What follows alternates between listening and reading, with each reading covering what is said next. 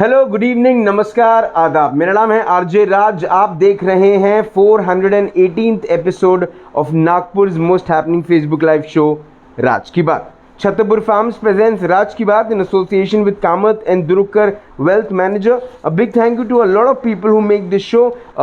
My hospital partner is Crims Hospital, Siddhivinayak Infrastructure. My home partner, Apex Clinic, Dr. Rajesh Rathi. A big thank you to him. Globus ITI Kamti, Tricost, the chocolate brand Licksters, the ice cream brand Servicing Wala, Yuva Foundation, Gaur Vardhan, जो एक नया घी, असली घी, नागपुर के घर का घी बनेगा, Govardhan, because ये बिलोना घी है। और साथ ही साथ कपड़ों में सबसे खूबसूरत व्यक्ति दिखता है तब जब वो पहनता है आलीशान के कपड़े। मैं धन्यवाद देता हूँ उन सबका जो ये शो इस वक्त देख रहे हैं, लेकिन उससे ज़्यादा धन्यवाद मैं उनका करूँगा जो ये शो को शेयर करें, क्योंकि आज बात शिक्षा की हो रही है। किसी ने खूब कहा है, किसी ने खूब लिखा है कि रोशनी जलाने के लिए चरागों का जलाना ही काफ़ी नहीं, एक घर को जगमगाने के लिए शिक्षा काफ़ी है। लेकिन शिक्षा अब अधिकार है या शिक्षा सिर्फ एक व्यापार है? ये बात करने के लिए आज मेरे साथ यहाँ पर मौजूद हैं president of Vidarbha parent association, मेरे साथ कुछ और लोग हैं, मेरे साथ जागरूक पालक समिति के प्रेसिडेंट हैं, मेरे साथ यहाँ पर एक्टिविस्ट हैं, पेरेंट्स हैं, जो आज अपनी बात खुलकर करने वाले हैं, बात खुलकर रखने वाले हैं आप सबके सामने, ताकि ये बात आप सब तक जाए और ये बात आप समझें कि आज पालक, आज पेरेंट, आज माता पिता जिनके बच्चे स्कूल में पढ़ते हैं वो परेशान है। मेरे साथ इस वक्त है संदीप अग्रवाल जी, विदर्भ पेरेंट एसोसिएशन के चीफ। संदीप भैया नमस्कार। नमस्कार राज। आपके साथ इसके पहले भी शो किया था, इसके पहले भी आपसे बात हुई थी। आज शिक्षा को लेकर एक बहुत बड़ी चर्चा है यहाँ पर, किस तरह से देखते हैं आप शिक्षा को? देखिए राज भाई, इसके पहले भी आपने 7-8 शो हमारे साथ किए हैं और नो स्कूल नो फीस की जो मुहिम है उसको कहीं ना कहीं सोशल मीडिया पे हाईलाइट करने में राज की बात का बहुत बड़ा योगदान है जी। पिछले 1 साल से आप लगातार हमारे इस संघर्ष में हमारे साथ हैं और हमें हर बार सोशल मीडिया पे हमारी बात रखने का मौका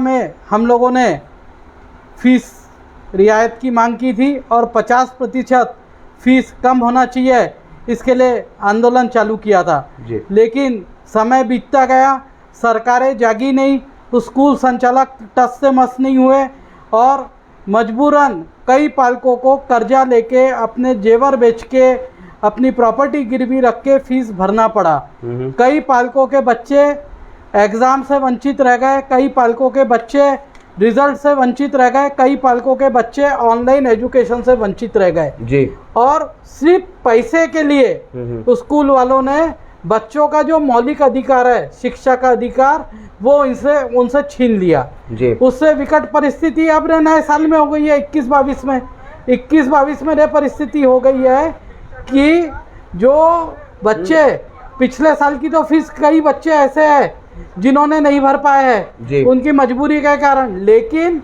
आने वाले समय की भी फीस के लिए उन पर दबाव निर्माण किया जा रहा है। और तो और बच्चों को डराने के लिए स्कूल वालों ने एक नया षड्यंत्र रच दिया है और लोगों के घरों में टीसी ईमेल द्वारा या स्पीड पोस्ट द्वारा भेज रहे हैं। जबकि मैं आपके माध्यम से पूछना चाहूँगा कि टीसी भेजने का कोई भी अधिकार स्कूल संचालक या स्कूल में काम करने वाले कोई भी अधिकारी को नहीं है। जब तक के पालक लिखित रूप से अपने बच्चे की टीसी नहीं मांगता है, कोई स्कूल टीसी दे नहीं सकता है। टीसी की एप्लीकेशन के बाद भी उस एप्लीकेशन को पीटीए में मंजूरी के लिए भेजना पड़ता है, लेकिन बिना पीटीए के मंजूरी, बिना पालक की लिखित शिकायत टीसी की मांग के टीसी भेजना पूरी तरह गैर कानूनी है, गैर संविधानिक है। और तो और समय समय पे देश के विभिन्न हाईकोर्टों ने आदेश दिया है कि अगर किसी बच्चे की फीस बैलेंस रहती है, अगर कोई पालक फीस भरने में सक्षम नहीं है और आपकी फीस बकाया है, तो आप उस बच्चे को ना स्कूल से निकाल सकते हैं, ना उसकी शिक्षा रोक सकते हैं। अगर आपको अपनी फीस की वसूली करना है तो वे दीवानी न्यायालय, सिविल कोर्ट के माध्यम से अपनी फीस की वसूली की मांग कर सकती है स्कूल। लेकिन ऐसा ना करते हुए स्कूल संचालक शायद अपने आप को उच्च न्यायालय और सुप्रीम कोर्ट से भी बड़ा मानने लग गए हैं। मानेंगे भी जरूर, क्योंकि उनके पास पैसे की ताकत है, उनके पास सत्ता में बैठे लोगों की ताकत है। इसके लिए आज उच्च न्यायालय के निर्णय को भी दरकिनार किया जाता है। सुप्रीम कोर्ट में भी जो हाल ही में निर्णय आया है उसको भी दरकिनार किया गया। कोई भी निर्णय वे मान नहीं रहे। लेकिन जब इनको फीस लेना था आज से 3 महीने पहले, तो बॉम्बे हाई कोर्ट का एक निर्णय को इन्होंने बड़े बड़े अक्षरों में कोर्ट का नाम लिख के पालकों को डराया और पालकों से फीस की वसूली की। और तो और राज भाई, इन्होंने नागपुर शहर में हजारों लाखों बच्चे ऐसे हैं जिनका इन्होंने ऑनलाइन लिंक रोक रखा है। इन्होंने उनको एग्जाम नहीं देने दिया गया और हजारों बच्चों को इन्होंने टीसी भेजी है। लेकिन हमको डरने की जरूरत नहीं है। पालक अब मूर्ख बनने वाला नहीं है, पालक संगठित हो गया है और ईंट का जवाब हम इनको पत्थर से देंगे। आने वाले समय में हम नागपुर शहर से वो मशाल जलाएंगे और शिक्षा का जो आंदोलन है, इससे शिक्षा व्यवस्था पूरे देश में हम बदल के दिखाएंगे। कानूनी विकल्प सारे पालकों के खुले हैं। कानूनी रूप से तो हम लड़ ही रहे हैं इनके साथ, लेकिन अब हम सड़कों पर भी इनसे लड़ेंगे।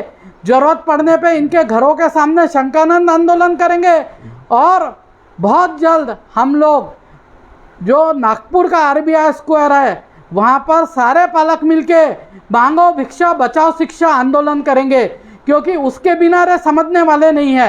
हजारों करोड़ों हमसे ऐंठने के बाद इतने सालों से इनकी गर्मी अभी कम नहीं हुई है। लगता है रे लातों के भूत है, लातों से मानेंगे बातों से नहीं मानेंगे। मैं एक और व्यक्ति से बात करने वाला हूँ, वो जागरूक समिति जो है, जागरूक पालक समिति, उसके अध्यक्ष हैं नितिन नायडू सर। उनसे मैं बात करूँगा। सर, आप कई दिनों से, जब से ये कोरोना का काल शुरू हुआ, उसके पहले से भी आप बहुत सारे पालकों की, पेरेंट्स की तकलीफ़ें सुनकर समझकर उसे आप मदद करते आए हैं। कोरोना काल में तकलीफ़ें बढ़ गई, हालात बहुत ज़्यादा कमज़ोर हो गए। अब किस तरह से देखते हैं इसको? अब स्कूल्स मान नहीं रही हैं, टीसीज दे रही हैं। संदीप जी ने भी बताया कि किस किस्म का व्यवहार हो रहा है पेरेंट्स के साथ। कैसे देखते हैं इसको? ये कोरोना काल में स्कूलों का जो है, ये सिर्फ पैसे ऐंठने के इनके हथकंडे हैं, जबकि शासन ने बोल चुका है कि आपको बच्चों को प्रमोट करना है जी। तो ये सोंग धतूरे करके ऑनलाइन क्लासेस लेना, प्रैक्टिकल ये करना।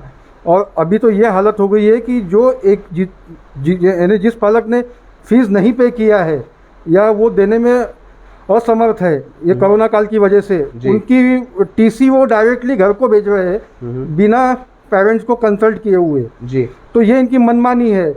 लास्ट टाइम ये शिक्षा मंत्री अपने बच्चू कडू साहब आए थे जी। स्कूल पे इन्होंने ये निकाला बकाया राशि 2 करोड़, किसी पे 3 करोड़, किसी पे 2.5 करोड़ जी। उसको नज़रअंदाज करके भी स्कूल की इतनी दादागिरी बढ़ गई है कि वो छोड़ के अभी डायरेक्ट बच्चों को और शिक्षा से वंचित करने की कोशिश की जा रही है और मनमानी चल रही है। ओके, ठीक है। मैं संजय शर्मा जी से भी जानना चाहूँगा। एक्टिविस्ट है संजय शर्मा जी, आप माइक हाथ में ले लें। संजय जी, कैसे देखते हैं इस परिस्थिति को और क्या लातों के भूत बातों से नहीं मानेंगे? नहीं सर, आप तो सर्वप्रथम आपने जो मुझे बुलाया उसके लिए धन्यवाद। मैंने जो महसूस किया पिछले 4 साल से, ये जो नेक्सस है भ्रष्ट ऑफिसर लोग का और जो स्कूल वालों का, ये 4 साल से पालकों को मैंने भ्रम की स्थिति में डाल के रखे हैं। बोलते कि हमारा इस पे कंट्रोल नहीं, इस पे कंट्रोल नहीं, जबकि जब स्कूल एनओसी लेती है स्टेट गवर्नमेंट से, तो पहली जो एनओसी मिलती है उसको स्टेट गवर्नमेंट से मिलती है। बाद में जो एनओसी जो रिन्यू करते हैं हर 3 साल में, वो डिप्टी डायरेक्टर ऑफ एजुकेशन जो है नागपुर के या जो भी विभाग के वो करते हैं। मेरा बोलना ऐसा ही है कि जो डिप्टी डायरेक्टर ऑफ एजुकेशन है, जो स्कूल में पिछले 10 साल से मनमानी कर रही है, फीस बढ़ा रही है, education of provision of capitation fees act और रेगुलेशन ऑफ फीस एक्ट का जो उल्लंघन कर रही है स्कूल 10 साल से, उसको आप एनओसी रिन्यू क्यों कर रहे हैं आप? और दूसरा क्या है कि इसमें एक प्रावधान है कि जो स्कूल नियम का उल्लंघन करती है उसमें पहला फाइन 1 लाख रुपए, दूसरा फाइन 2 लाख रुपए, तीसरा फाइन 5 लाख रुपए। आज तक नागपुर में किसी भी स्कूल पर कोई फाइन नहीं हुआ आज तक जी। एक बात और है कि आरटीआई से मालूम पड़ा है कि जो पीटीए बनता है स्कूल में, पीटीए 1999 पेरेंट टीचर एसोसिएशन जी, वो आज तक किसी स्कूल ने पालकों को न तो बुलाया कि आप पीटीए के मेंबर बनो, ना किसी पेपर में विज्ञापन में आज तक पेपर में विज्ञापन नहीं आया कि भाई पीटीए बनना चाहिए, उसकी प्रोसेस क्या है, प्रक्रिया क्या है, प्रावधान क्या है। उसमें सबसे बड़ा लुक पॉइंट ये है। उससे क्या दो टाइप का हो रहा है कि जो गवर्नमेंट से स्कूल इसको गवर्नमेंट से ग्रांट लेती है वो भी पैसे का उपयोग नहीं कर पा रही है, और जो स्कूल प्राइवेट स्कूल जो बच्चों से फीस लेते हैं वो अपनी मनमानी कर रहे हैं। ठीक है, ठीक है। ये एक और बड़ी बात आपने भी बताई, और वो बात है नेक्सस की, जो अधिकारियों के बीच और स्कूल्स के बीच में। ये एक बड़ा विषय है। मैं ये भी बकाना संदीप अग्रवाल जी के पास वापस आऊँगा और जानूंगा कि कितने पैसे बकाया हैं स्कूल्स के। अगर वो ये बताएं तो शायद हमको और भी ज़्यादा पता चलेगा कि कौन से स्कूल्स हैं और उनको कितने कितने पैसे वापस करने हैं पेरेंट्स को। मेरे साथ इस वक्त हैं भवानी प्रसाद चौबे जी, और वो भी एक एक्टिविस्ट हैं। भवानी जी नमस्कार। नमस्कार। नमस्कार, धन्यवाद आपने मुझे बुलाया उसके लिए। नहीं, उसके लिए मैं धन्यवाद नहीं चाहूँगा। मैं आपको धन्यवाद कर रहा हूँ कि आप सभी पेरेंट्स के साथ खड़े हैं और एक्टिविस्ट रूप काम कर रहे हैं इस कोरोना काल में भी। अधिकारियों और स्कूल के बीच में नेक्सस, करोड़ों रुपए बकाया पेरेंट्स का स्कूल की तरफ। अब स्कूल टीसीज भेज रही है, कैसे देखते हैं इसको? देखिए, ये जो स्कूल वाले जो कर रहे हैं ये तो सरासरी अन्याय कर रहे हैं ये लोग, और जो गवर्नमेंट के रूल्स और रेगुलेशन है उसको दरकिनार करके बच्चों के भविष्य के साथ सीधा साधा खिलवाड़ हो रहा है जी। तो अगर इस तरह की कोई स्कूल हरकतें कर रही हैं तो सबसे पहले तो एजुकेशन ऑफिसर ने उसके ऊपर एक्शन लेना चाहिए, और हम अगर उनके ऑफिस में जा रहे हैं तो उन्होंने हमको सुनना चाहिए और उसके ऊपर एक्शन लेना चाहिए जी। पिछले 2 दिन पहले हम लोग एजुकेशन ऑफिसर बाल भारती भवन में गए थे धंतोली में जी। वहाँ पर हमने अपनी एप्लीकेशन रखी जी। उसकी कॉपी हमने चीफ मिनिस्टर ऑफिस में भी भेजी है, और हमने ये रिक्वेस्ट किया है प्रशासन से कि आप इस तरह की जो अनैतिक चीज़ें हो रही हैं स्कूल द्वारा की जा रही है इसको तुरंत बंद किया जाए, क्योंकि इससे बच्चों का भविष्य जो है वो खतरे में और अंधकार में हो रहा है जी। और अगर कोई पिता अगर उसकी फीस नहीं भर पा रहा है तो पिछले 10 साल से 12 साल से उसने स्कूल की फीस भरी है रेगुलर बराबर। इस साल कोरोना पैंडेमिक होने की वजह से मैं भी खुद 15 महीने से जॉबलेस हूँ। बाकी पेरेंट्स की आर्थिक व्यवस्था दयनीय है, इतनी दयनीय है कि आज मुझे एक पेरेंट्स मिली थी, उसने मुझे बताया जगत पब्लिक स्कूल में कि उसको स्कूल ने फ़ोन करके धमकी दी कि अगर आपकी बच्ची का इस साल 10th है, अगर आप अपनी बच्ची का फीस नहीं भरेंगे तो हम आपकी बच्ची के स्कूल का रिजल्ट बराबर नहीं निकालेंगे। अच्छा। हाँ, और आपके बच्ची को नंबर कम देंगे। उसका रिकॉर्डिंग भी मेरे पास है। तो इस तरह की जो स्कूल है और संस्थाएं हैं ये मनमानी अपनी कर रहे हैं, और अभी वो लोग फूट डालो और राज करो ऐसी राजनीति यूज कर रहे हैं, और पालकों को अंदर जब वो फीस भरने जा रहे हैं तो उसको अंदर नहीं लेने दिया जा रहा है। आज 2-3 पालक गए थे भवन में फीस भरने के लिए तो उनको भारतीय विद्या भवन में तो उनको गेट से बाहर भगा दिया गया। उनको बोला आप चेक दे दो, हम आपका एप्लीकेशन लेने में असमर्थ हैं। तो मुझे बताइए कि मैं एक पालक हूँ, जागरूक पालक हूँ, मेरे को अधिकार है मेरे बच्चे के बारे में जो भी चीजें हो रही है उसको लिखने का स्कूल को, तो क्या स्कूल मैनेजमेंट के अध्यक्ष प्रिंसिपल को मेरे से मिलने का अधिकार नहीं है क्या? सिर्फ फीस लेने का उनका अधिकार है बस, कि वो फीस लेंगे हमसे और हमारी बात नहीं सुनेंगे। पिछले 15 महीनों में हमने कम से कम 15 से 20 एप्लीकेशन आज तक दे चुके हैं हम लोग। शर्मा जी और हमने मिलके, संदीप भैया ने, नायडू भैया ने मिलके हम लोगों ने बहुत सारे आंदोलन किए, हमने बहुत सारी आरटीए लगाई। प्रशासन की अगर आप बात करें तो नागपुर शहर के शिक्षण विभाग में ऐसा कोई अधिकारी नहीं जिससे हम नहीं मिले हो, जिसका दरवाजा हमने नहीं खटखटाया हो, लेकिन इन्होंने साठगांठ करके प्रशासन ने स्कूल मैनेजमेंट के साथ साठगांठ करके पीटीए की रिपोर्ट पेश कर दी कि यहाँ पीटीए बना हुआ है। हमने जब रिकॉर्डिंग मांगी, हमने जब उसकी रिपोर्ट्स मांगी तो हमको रिपोर्ट देने में असमर्थता उन्होंने जताई और हमको ऑफिस से बाहर निकाल दिया धक्का मार के। शर्मा जी का और मेरे साथ तो एक बार ऐसा हुआ कि धंतोली के ऑफिस में हमको धक्का मार के उन्होंने बाहर निकाल दिया। एजुकेशन ऑफिसर जो है, मैं उनका नाम नहीं लेना चाहूंगा, वो श्रीमान जी से कल हम लोग मुलाकात करने वाले हैं। तो इस तरह की ओछे हरकतें कर रहे हैं ये प्रशासन वाले, और हमारा प्रशासन से अनुरोध है कि जैसा बाकी स्टेट्स में हुआ, गुजरात में, मध्य प्रदेश में, राजस्थान में, वैसा महाराष्ट्र के भी मुख्यमंत्री जी हमारी आवाज़ को सुने और इस पॉइंट को, जो कोरोना काल में जो फीस का पॉइंट है 20-21 और 21-22 में, ये हम लोग पेरेंट्स लोग 50% फीस भरने को तैयार है ट्यूशन फीस की। जो माननीय सुप्रीम कोर्ट ने भी आदेश दिया है कि जो बाकी अनैतिक फीसें है, library fees, computer fees, science fees, maths lab, activity lab, वो सब न लेके आप ट्यूशन फीस का 15% तक का रियायत दीजिए। तो अगर वो रियायत देती है स्कूल मैनेजमेंट तो एट अ ग्लांस 50% से 60% तक का रिकवरी बनता है, जो उन्होंने जायज लेना चाहिए, और सारे पेरेंट्स नागपुर शहर के खुशी खुशी देने को तैयार है। ठीक है, योगेश मनके जी मेरे साथ हैं। योगेश मनके जी शुरुआत से ही इस पूरे के पूरे कोरोना काल से ही जब पेरेंट्स को तकलीफ आना शुरू हुई तब से आपने काम करना शुरू किया, पहले तो शुभकामनाएं आपको। योगेश जी, अब प्रशासन साथ नहीं दे रहा, सरकार साथ नहीं दे रही, पेरेंट्स को धक्का मार के निकाला जा रहा है, गुंडागर्दी बताई जा रही है, कई स्कूल्स में तो एंट्री नहीं है, सिर्फ चेक पेमेंट ले लेते हैं और बाहर के बाहर भगा देते हैं। अब बच्चू कडू जी की तरफ ये जब चीज़ गई थी तब उनसे भी बहुत अपेक्षा थी, कैसे देखते हैं? अभी ये चीज़ आप बेसिकली आप एक चीज़ समझिए, स्कूल और जो शिक्षा है उनको संविधान ने अधिकार दिया है कि बच्चे का 14 साल के बच्चे तक का पढ़ाई जो है फ्री रहना चाहिए जी। बेसिक चीज़ ऐसी है कि हमारे आसपास या हमारे नागपुर लोकेशन में कितनी सरकारी स्कूल वर्किंग कर रही है जी। सेकेंडली गवर्नमेंट और ये प्राइवेट स्कूल वालों ने मिली भगत से सरकारी स्कूल को पूरी तरह से बर्बाद कर दिया है। अभी जब स्कूल सरकारी स्कूल बर्बाद हो गए तो बच्चे कहाँ जाएंगे? प्राइवेट स्कूल में जी। प्राइवेट स्कूल देखिए, प्राइवेट स्कूल किसकी है? पूरे एंटायर अगर आप नागपुर या विदर्भ में देखेंगे तो सारे प्राइवेट स्कूल पॉलिटिशियंस की है यानी मतलब सिस्टम में बैठे हुए लोगों की है जी। तो ये सिस्टम में बैठे हुए जो लोग हैं ये पेरेंट्स की नहीं सुन रहे क्योंकि ये लोग ही अपनी मनमानी चला रहे हैं। इनको मालूम है कि इनके पीछे ताकत है। हाँ, ये क्यों सुनेंगे पेरेंट्स की? और नहीं सुनेंगे। जो अधिकारी यहाँ पे बैठे हैं स्कूल शिक्षण विभाग के जितने अधिकारी बैठे, ये इनके पूरे दबेल है, ये पूरे दबा के रखा है इन्होंने। और प्राइवेट स्कूल इस तरीके से मनमानी कर रही है जैसे कि आपको अभी सभी ने बताया कि ये लोग सुप्रीम कोर्ट के ऑर्डर्स को भी ये लोग नहीं मानते, मतलब कोई वैल्यू नहीं रखते जी। तो अभी जब सुप्रीम कोर्ट के ऑर्डर्स को ये लोग अगर नहीं मानते तो पेरेंट्स की क्या हालत होंगी? बिल्कुल सच। और ये सिस्टम कहाँ बदलेगा जब तक प्रशासन खुद ये चीज़ों को नहीं करेंगे। या अगर आप थोड़ा सा अगर आप देखेंगे गुजरात में ये लोग ने अपने मनमर्जी से ये लोग ने बराबर किए जी। वहाँ पे मैक्स टू मैक्स 10th की फीस है 25,000 जी। उन्होंने एक स्टेट मतलब 1st to 5th to 8th जी और 8th to 10th ऐसे 3 टर्म में फीस बनाई है जी। और वो हर स्कूल को कंपलसरी है उतना ही, वो चाहे कितने भी पॉश स्कूल रहे, कुछ भी रहे, चाहे वो प्राइवेट स्कूल रहे, कैसी भी रहे, इंटरनेशनल स्कूल रहे जी। लेकिन उनका फीस स्ट्रक्चर बंधा हुआ है जी कि ये फीस इतनी ही रहेंगी। ये मॉडल महाराष्ट्र में क्यों नहीं लागू होता? और सरकारी स्कूल का जो मॉडल दिल्ली में जो बना हुआ वो यहाँ पे क्यों नहीं होता? प्रशासन ने ही इसके ऊपर जोर डालना चाहिए। और ये पॉलिटिशियन जब तक हटेंगे नहीं, ये अपनी स्कूलें, ये जो पॉलिटिशियन की स्कूलें जब तक बंद नहीं होती तब तक यही हालत रहने वाली है। क्या बात है। एक बात निकल कर आई कि सब स्कूल्स जो हैं वो प्रशासन द्वारा इसीलिए शायद बराबर संचालित नहीं हो पाती क्योंकि स्कूल मालक जो हैं वो सब पॉलिटिशियंस हैं।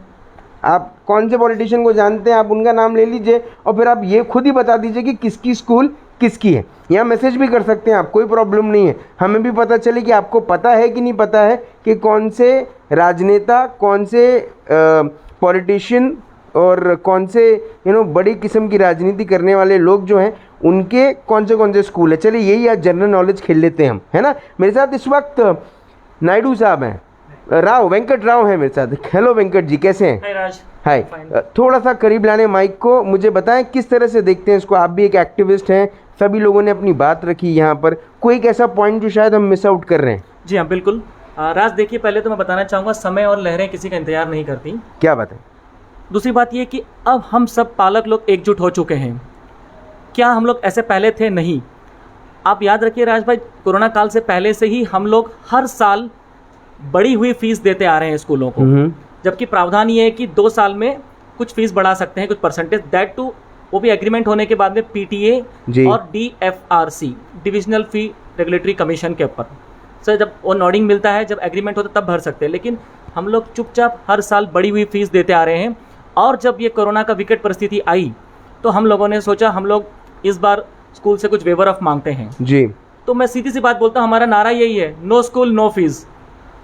देखिए इसका रीज़न ये है कि जो इंफ्रास्ट्रक्चर मैंने यूज़ नहीं किया मैं उसके लिए पैसे नहीं दूंगा जी। पहली बात, मैंने घर पे कंप्यूटर लैपटॉप अरेंज कराया, उसके बाद मैंने इंटरनेट कनेक्टिविटी अरेंज कराई, मैंने सारी चीज़ें अरेंज कराई, बिजली का बिल मेरा जा रहा है, तो डेफिनेटली मैं खाली ट्यूशन फीस ही दूंगा जी। मैं उसके लिए स्कूल को सपोर्ट करने के लिए तैयार हूँ। तो हमारा नारा यही है, नो स्कूल नो फीस।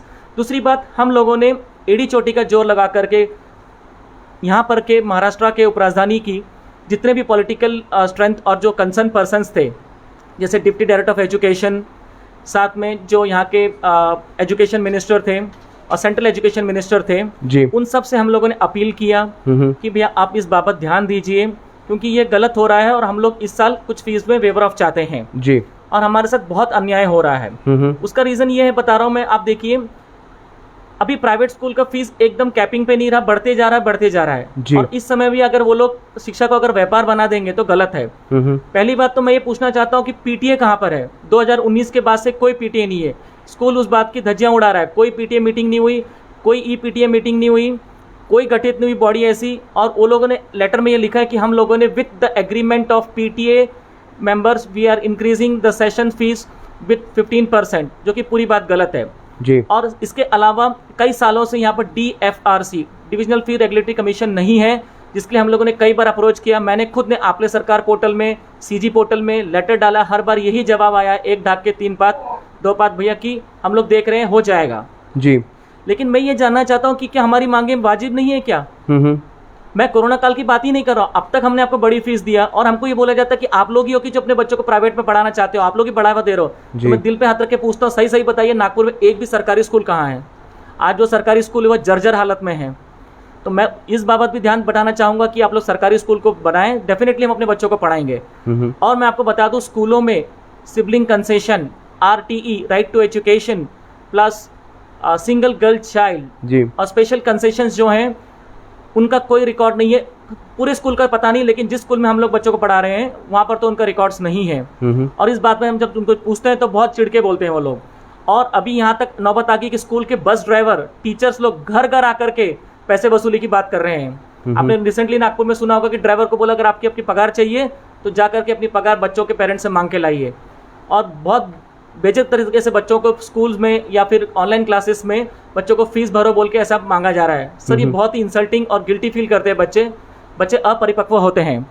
बहुत अच्छी बात कही आपने ये भी बताया हमको कि किस तरह से स्कूल का मैनेजमेंट ड्राइवर्स और टीचर्स को बोलता है कि अगर तुमको तुम्हारी सैलरी चाहिए, तुमको तुम्हारी पगार चाहिए तो जाओ माँ बाप के घरों पे और वहाँ से पालकों से पैसे मांग के लाओ, कायदे से रिकवरी करके लाओ। संदीप अग्रवाल जी मेरे साथ, वेदर पेरेंट एसोसिएशन के चीफ हैं, पहले दिन से इस लड़ाई में जुटे पड़े हैं। संदीप जी, कौन सी ऐसी स्कूल्स हैं जिनकी तरफ माँ बाप का बहुत सारा पैसा है? देखिए, अभी नागपुर शहर की 15 स्कूलों की जांच जो है ऑडिट के लिए माननीय बच्चू कडू जी ने बैठाई थी।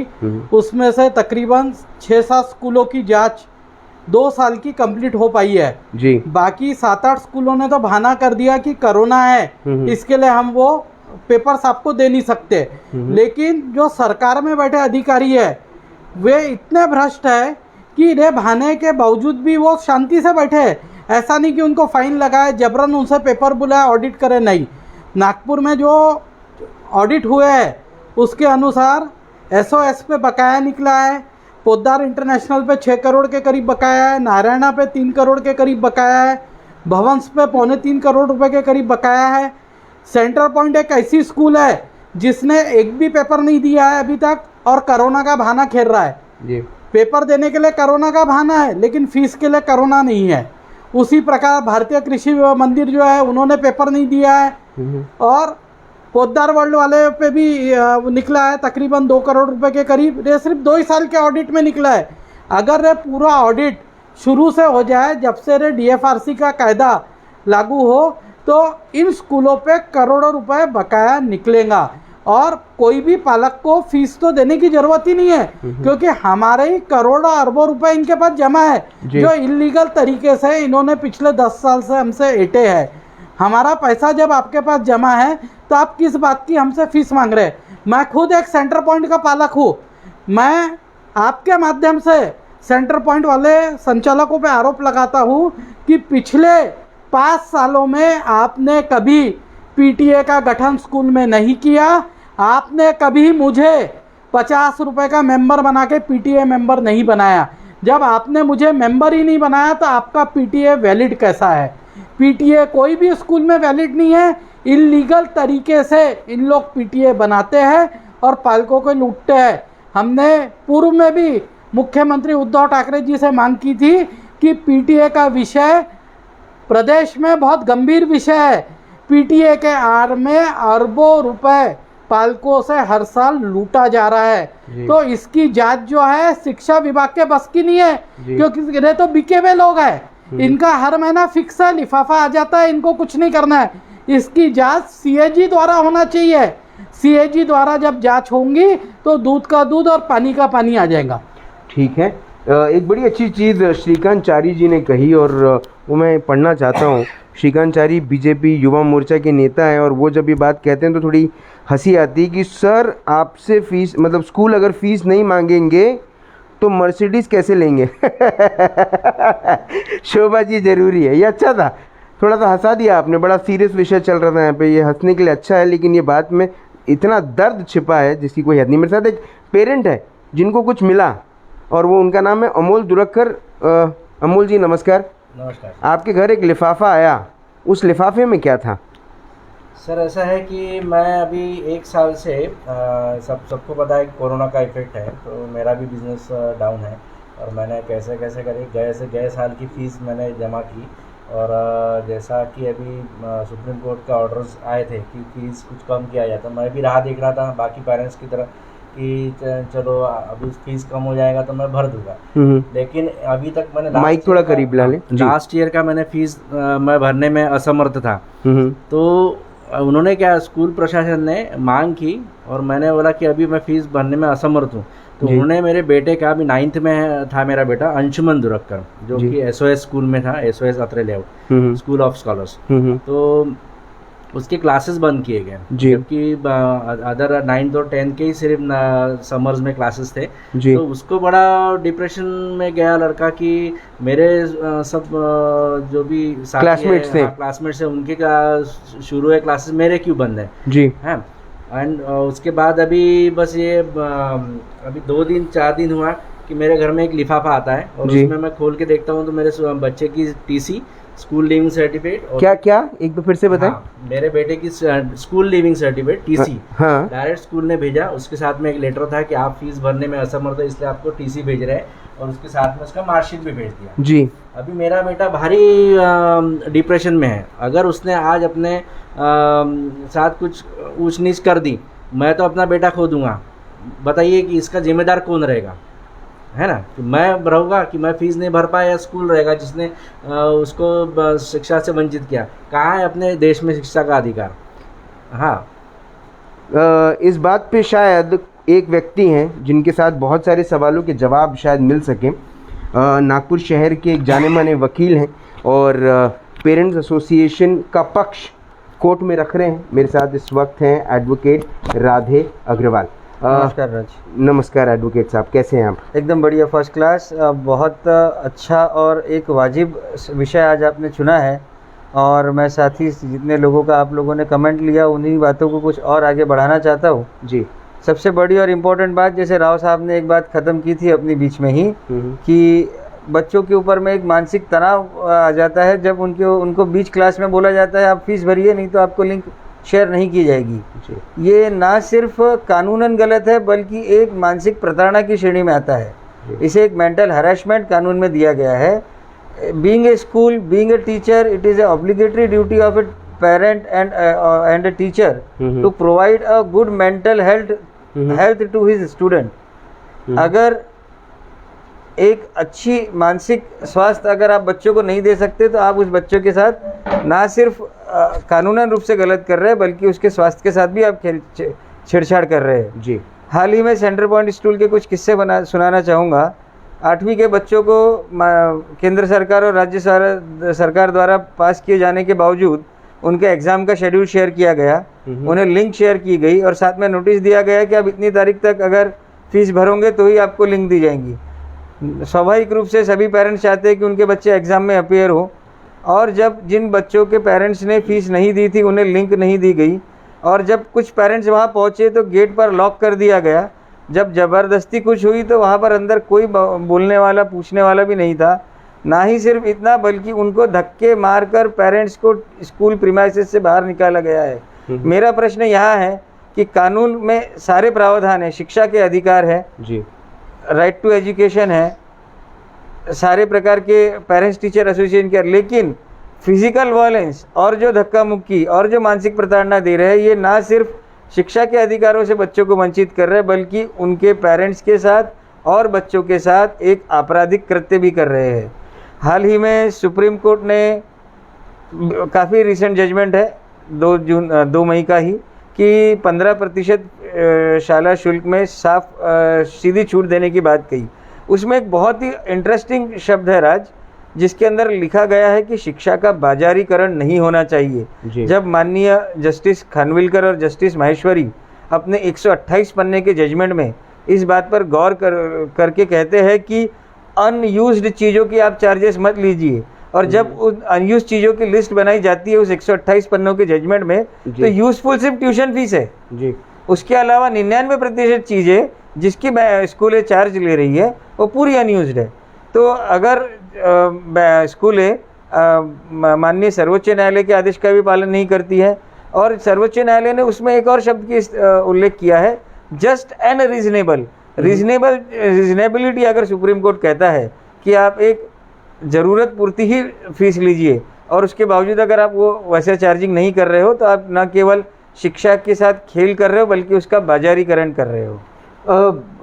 अग्रवाल सर, मुझे एक बात बताएं आप कि ये जो अमोल दुरक्कर जी के साथ हुआ, उनके बच्चे के साथ जो हुआ कि सीधा उनको घर पर टीसी भेज दिया। Sir, it is clearly a violation of constitutional right to education.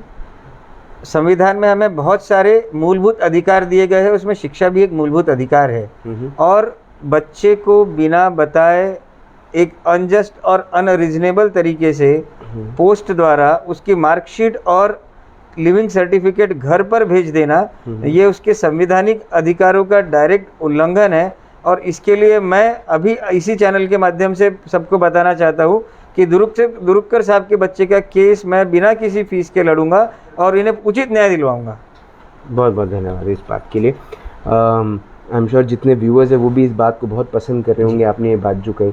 लेकिन जिस तरीके से ये जो ज़्यादा फीस लेना जी, करोड़ों रुपए बकाया होना स्कूल की तरफ पेरेंट्स के जी, उस पर भी पेरेंट्स पर इस किस्म का अत्याचार होना, फीस के लिए फ़ोन करना, फीस के लिए लोगों को घर तक भेजना, फीस के लिए कोरोना काल है, लोगों की दुकानें बंद हैं, नौकरियां जा चुकी हैं, लोगों के पास कुछ है नहीं देने के लिए, और फिर भी इन किस्म की रेगुलेटरी जो चीज़ें हैं जो फर्म होकर लोगों का अधिकार है, इस वक्त पेंडेमिक एक्ट लगा हुआ है, उसमें भी इस किस्म की फिरौती लेना, जाकर प्रेशराइज करना, कैसे देखते हैं इसको?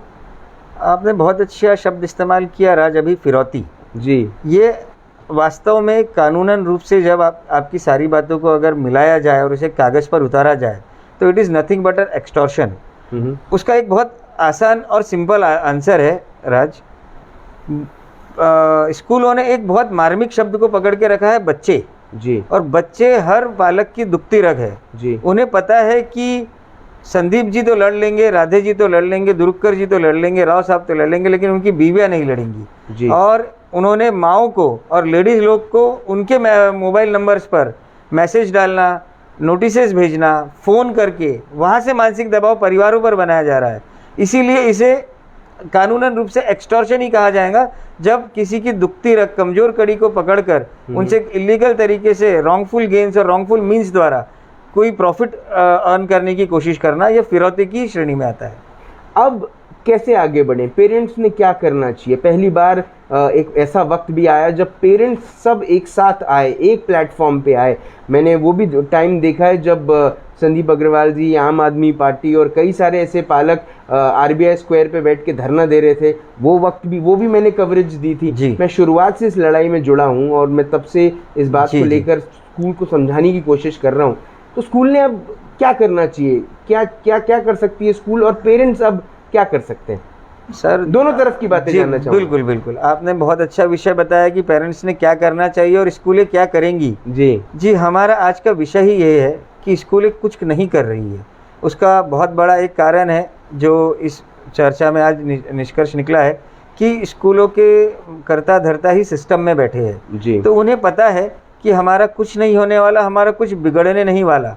आपने बताया कि स्कूलों पर खुद करोड़ों रुपए बाकी है। उसकी अकाउंटेबिलिटी क्या है, उसका जस्टिफिकेशन क्या है उनके पास कि हम कब देंगे, क्यों नहीं दे रहे? जब ये चीज़ें, जब तक उन पर इस तरीके के दबाव नहीं बनेंगे शासन द्वारा, प्रशासन द्वारा, तब तक के इस समस्या का निराकरण होना मुश्किल है। माननीय उच्च न्यायालय, उच्चतम न्यायालय, इनके काफ़ी सारे निर्णय पालकों के पक्ष के भी है, लेकिन स्कूलें केवल उन्हीं जजमेंट्स और रूलिंग्स को फॉलो करती है जो उनके फेवर में है। जैसे कि मैंने आपको बताया कि सुप्रीम कोर्ट ने 15% कंसेशन दिया, छूट दी। स्कूल वाले कहते हैं सुप्रीम कोर्ट ने 85% फीस लेने कहा, तो वो कहते हैं कि मेजॉरिटी डिसीजन हमारे फेवर में है। तो इस तरीके से वो कानून को मजाक बना के रखा है, सिस्टम को मजाक बना के रखा है, अपने मन मुताबिक अधिकारियों को मैनेज करते हैं। शिक्षा विभाग में कोई प्राइवेट स्कूलों के ऑफिसरों के और स्कूलों के मैनेजमेंट के खिलाफ कोई लेटर नहीं जारी करता। आज अगर किसी एक पेरेंट को टीसी घर पर भेज दी गई है, इस पर शिक्षा विभाग का क्या जवाब है जी? उसके लिए उत्तरदायी शिक्षा विभाग होना चाहिए कि उनके पास उसके कानून के प्रोविजन क्या है, उस स्कूल के खिलाफ क्या कार्रवाई होनी चाहिए। इनके पास ऐसी कोई सहूलियतें नहीं है। और मार्ग अब यही है राज कि इस लड़ाई को, जैसा संदीप जी ने बताया, मशाल लेकर संविधान चौक पर बैठकर इसे बड़े बड़े आकाओं तक और बड़े बड़े सरकार में बैठे हुए मंत्रियों तक पहुंचाकर एक आंदोलन के तौर पर, जन आंदोलन के तौर पर सड़क पर उतरकर इसके लिए प्रयास करने पड़ेंगे। उसके अलावा और कोई आधार नहीं दिखता। लेकिन जो आपने सिस्टम की बात करी, जो ऑफिसर्स हैं, जो एजुकेशन डिपार्टमेंट के लोग हैं, वो कार्रवाई नहीं कर रहे। बकाया जो स्कूल्स की तरफ पैसा है उसकी रिकवरी नहीं हो रही है। एक तरफ पेरेंट्स को परेशान किया जा रहा है, पेरेंट्स की तरफ से विभागीय तौर पर कोई ऐसी कार्रवाई नहीं हो रही है, कोई ऐसी जांच नहीं हो रही है। स्कूल्स पे किसी किस्म का प्रबंधन नहीं है, स्कूल्स पे किसी किस्म की मोनेटाइजेशन नहीं हो रहा है।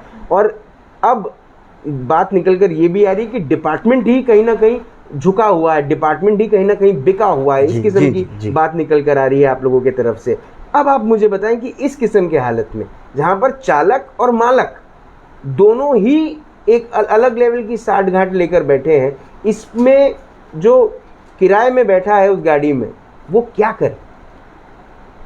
जैसा कि आपने प्रश्न पूछा कि अगर प्रशासन ही बिका हुआ है, एडमिनिस्ट्रेशन ही बिका हुआ है, ऑफिस ही बिका हुआ है, इसके लिए जैसा कि हमने पहले बोला है कि अब जो स्कूल चला रहे हैं वही सिस्टम में बैठे हैं, वही इनके सर्वोच्च पदों पर बैठे हैं, सरकार में बैठे हैं।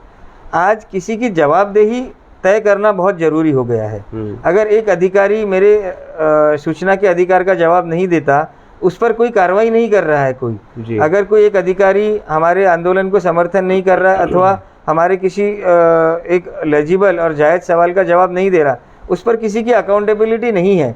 इसीलिए ये लड़ाई, ये शुरुआत हमें नीचे लेवल से शुरू करनी पड़ेगी। इन अधिकारियों को, इन स्कूल मैनेजमेंट को और प्रशासन को, तीनों को घेरे में लेकर एक संयुक्त कार्यक्रम बनाकर उसको आगे बढ़ाना पड़ेगा। संदीप अग्रवाल जी, ये जो पूरा का पूरा बात जो अभी एडवोकेट राधे अग्रवाल जी कह रहे थे कि ये लड़ाई थोड़ी सी लंबी होने वाली है और शायद मशाल लेकर बैठना पड़ेगा, लेकिन पेंडेमिक शुरू है, अभी इस किस्म की चीज़ें नहीं की जा सकती, तो हम क्या करेंगे? देखिए राज भाई, पेंडेमिक शुरू है, इसी का फ़ायदा स्कूल वाले उठा रहे हैं, क्योंकि मजबूरन पालक भी जो है सड़क पे आ नहीं सकता जी। और कहीं ना कहीं हमारे पे भी रिस्ट्रिक्शन है। हम भी नहीं चाहते कि हर आंदोलन में हमारे हाथ से हम कानून तोड़े। तो हम जो है राह देख रहे हैं कि जैसी अभी नागपुर में स्थिति बहुत सुधर गई है जी। जैसी स्थिति सुधरती है जी। और पेंडेमिक का जो कायदा है ख़त्म होता है, तो हम जो है हमारी लड़ाई सड़कों पे तो लड़ने ही वाले हैं, स्कूलों के सामने भी हम पहले लड़ चुके हैं और लड़ेंगे, इनके घरों पर भी जाएंगे। इसके पहले भी जागरूक पालक समिति ने, जो मेरे साथ नितिन भाई है, इन्होंने एक बार मशाल रैली निकाल के 5000 पालकों की मशाल रैली निकाली थी और उस मशाल रैली से पूरा प्रशासन घबरा गया था। उसी प्रकार की मशाल रैली भी हम लोग निकालेंगे और समय आ गया है कि अब पालक जो है बेवकूफ़ नहीं बनेगा और अपने हकों के लिए वो लड़ेगा। लेकिन आपके माध्यम से मैं 3-4 चेतावनी इन स्कूल वालों को देना चाहता हूँ कि इस वर्ष भी आप लोग मेरे पालकों के जेब से 100 करोड़ रुपए कमीशन के तौर पे निकालने की तैयारी में जुट गए हो। आप फिर से कॉपी किताबें बेचने की तैयारी कर रहे हो। आपने हमारे डर से, पिछले बार हमने पोद्दार वर्ल्ड में रेड हैंडेड आप लोगों को पकड़ा था और कॉपी किताबें बेचने पर पाबंदी लगवाई थी। तो आपने इस बार कुरियर का एक नया फंडा खेले हैं और लोगों को बोल रहे हैं कि कुरियर द्वारा हम कॉपी किताबें बेचेंगे। तो आप लोगों को चेतावनी दे रहा हूँ कि आप लोग कॉपी किताबें बेचना स्कूलों से बंद कर दे, कुरियर मैन से भी भिजवाना बंद कर दे। अगर ऐसी कोई भी शिकायत हमारे पास आती है तो हमारी पालकों की संयुक्त टीम, क्योंकि हमको मालूम है प्रशासन तो जो है बिका हुआ है लेकिन पालक बिका हुआ नहीं है। हम संयुक्त टीम, अगर हमको लगता है कहीं गलत हो रहा है तो हमारे पास भी संवैधानिक अधिकार है कि हम जाके उसको रोक सकते हैं। तो हम हमारे अधिकारों का उपयोग करते हुए उस गैरकानूनी काम को रोकेंगे। और ये जो कमीशन का खेल है कॉपी किताबें कपड़े बेचने का, इनका इस वर्ष चलने नहीं देंगे। उसके अलावा इनको एक और चेतावनी दे रहा हूँ कि रे टीसी देना आप लोग बंद कर दे बच्चों को। उनकी ऑनलाइन लिंक जो बंद की है तुरंत चालू कर दे।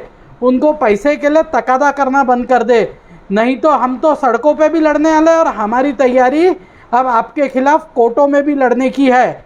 हाल ही में हमारी 2 पिटीशन हाई कोर्ट में चालू है और ज़रूरत पड़ने पे जो पालकों को टीसी देंगे उनकी भी हम याचिका, हमारा जो लीगल सेल है उसमें एडवोकेट राधे अग्रवाल जी है, एडवोकेट अशोक जिंदल जी है, काफ़ी अधिवक्ता हमारे टीम में जुड़े हुए हैं और वो सभी लोग जो टीसी जिन पालकों को मिल रही है उनकी मुफ्त में कानूनी केस लड़ेंगे और पालकों के जेब में 1 रुपए का भी बोझ आने नहीं देंगे। तो जो स्कूल वालों के दिमाग में जो है कि पालक कोर्ट नहीं जा सकता, पालक वो नहीं कर सकता, तो वो दिमाग से निकाल दे। पालक अब पूरी तरह सक्षम है। आपके माध्यम से प्रशासन को एक और बात कहना चाहूँगा, मैंने पूर्व में भी मांग की थी गृह मंत्री से कि रे जो भी स्कूल वाले क्राइम कर रहे हैं ये एक प्रकार का संगठित क्राइम है, इन पे मोकाका लगाना चाहिए और संगठित क्राइम के तहत इन पे कार्रवाई होना चाहिए। और मैं प्रशासन से फिर मांग करता हूँ कि इस प्रकार के कार्यों को रोके और इन स्कूल वालों पे तुरंत मोकाका लगा के इन पे कार्रवाई की जाए। मैं आखिरी सवाल आपसे पूछूंगा एडवोकेट राधे अग्रवाल जी, एक बात जो आप सभी पेरेंट्स से कहना चाहते हैं कि किस किस्म से जो पूरी की पूरी ये जो प्रणाली है जिससे ये बहुत बड़ी लड़ाई होने वाली है, इसको किस तरह से हर पेरेंट ने देखना चाहिए और वो क्या लीगल तौर पर तैयारी उसको खुद को रखनी चाहिए? जी, किस तरीके से देखना चाहिए, मैं सबसे पहले तो उनका बहुत ज़्यादा ज़रूरी है संगठित होना। जागरूक पालक समिति के साथ जुड़े, उनके संबंधित जो शिक्षक संगठन पालक संगठन आसपास में है उनसे जुड़े। कोई भी यहाँ पर कोई अपना प्रचार करने या निजी एजेंडा लेकर नहीं बैठा है, हर कोई केवल और केवल बच्चों के अधिकारों के लिए यहाँ बैठा है। सबसे पहले पालकों को आगे आना बहुत ज़्यादा ज़रूरी है और मुख्यतः उन बड़े प्राइवेट स्कूलों के पेरेंट्स को ज़रूरी है जो लाखों रुपए की फीस देते हैं। लाखों रुपए की फीस एक बहुत छोटी चीज़ है अगर उनका अधिकार उसके प्रति वापस नहीं दिए जाते। संदीप जी ने बताया कि पिछले वर्ष उन्होंने पोद्दार स्कूल में रंगे हाथों रेड मारी थी, मैं भी उस अभियान में शामिल था। आप बिलीव नहीं करोगे, 9 करोड़ रुपए की किताबों का स्टॉक हमें वहाँ पर मिला था। आप सोच सकते हैं कि किस स्तर पर ये बाजारीकरण शुरू हो चुका है। इसीलिए मैं सभी पेरेंट्स से आग्रह करूँगा कि वो आगे आए, हमारे साथ जुड़े। हमारे सभी के पास अपने अपने लीगल सेल है, किसी भी तरीके का आर्थिक बोझ की चिंता ना करें। एक सेंटर पॉइंट स्कूल के ही एक ग्रुप में एक नागपुर के ही वकील साहब ने इन्हीं स्कूलों की हरकतों से परेशान होकर खुद होकर सभी पेरेंट्स को एक मैसेज भेजा था। उन वकील साहब का नाम कपिल हिरानी है कि जो भी पेरेंट्स को तकलीफ हो मेरे ऑफिस में आए, मैं उनके लिए मुफ्त में कोर्ट में जाने तैयार हूँ। कपिल हिरानी जी के बच्चे भी सेंटर पॉइंट स्कूल में हैं। तो इस तरीके से वकीलों को जो इस संबंध में पालकों की मदद कर सकते हैं, जिस भी तरीके से उन्हें आगे आना जरूरी है। और आज नहीं तो कल न्याय जरूर मिलेगा और इन जैसे बेईमान और भ्रष्टाचारी और मकों का आपराधिक संगठित अपराध करने वालों को कहीं ना कहीं मुंह की खानी जरूर पड़ेगी। आप सबने अपना वक्त दिया, आप सबने अपनी बात रखी, उसके लिए बहुत बहुत धन्यवाद। आप सबको नमस्कार कि आपने अपना वक्त दिया, आपने हमसे बात करी।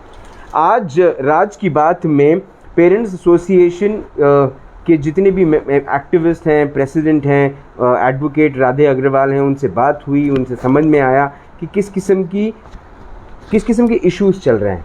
अब आप समझिए राज की बात। राज की बात क्या है कि स्कूल अब व्यापार की जगह बन गई है। शिक्षा अब सिर्फ अधिकार नहीं है, शिक्षा अब व्यापार है।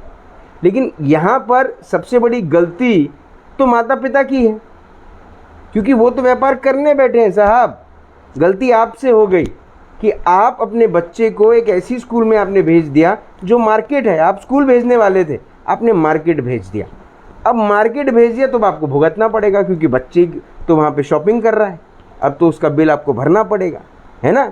अब स्कूल की भी प्रॉब्लम समझिए, स्कूल वाले भी गलत नहीं है। देखिए साहब, उन्होंने भी महंगी महंगी गाड़ियाँ ली हैं, बड़े बड़े फार्म हाउसेस बनाए हैं, है ना, तो उनको भी वहाँ पे देना पड़ता है।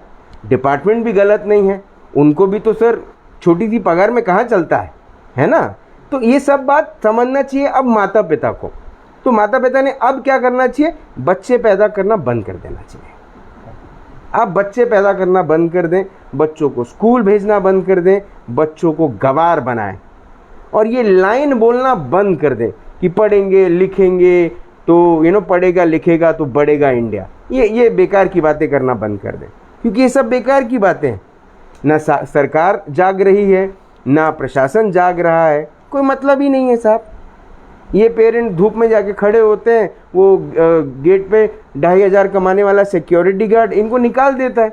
ये वो पैसे हैं, ये वो पेरेंट्स हैं जो जब फीस भरते हैं तो वो सिक्योरिटी गार्ड की पगार आती है। ये बात ही सिक्योरिटी गार्ड को पता नहीं, भोला है बेचारा, उसको क्या पता। ना वो प्रिंसिपल मैडम को पता जो अंदर एसी कैबिन में बैठी हैं, है ना, 10-10, 15-15 हज़ार रुपये की हर रोज़ साड़ी पहनती हैं, शॉपिंग करती हैं, बड़ी महंगी कार में आती हैं। टीचर्स, ऐसी कौन सी टीचर्स है आज होंडा एक्टिवा की ब्रांडिंग कर देते हैं। मैक्सिमम टीचर्स होंडा एक्टिवा चलाती हैं, है ना, उसकी ईएमआई भी तो भरनी होती है। महंगा आईफोन खरीदती हैं, उसकी भी तो ईएमआई देनी पड़ती है। एक टीचर तो ऐसी है जिसने एक बहुत बड़ी स्कूल है दिल्ली पब्लिक स्कूल, उसमें नौकरी करने के लिए एक स्कूल से इस्तीफ़ा दिया।